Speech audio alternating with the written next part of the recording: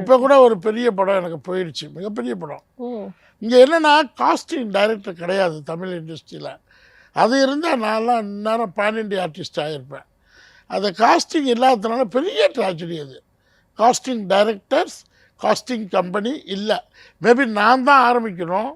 But நான் அதை ஆரம்பித்தேன்னா எனக்கு நடிக்கிறது ஆமாம், அதுக்கு ஒரு அதனால் சரி நம்ம பேன் இண்டியா ஆர்டிஸ்ட் ஆகலாம்.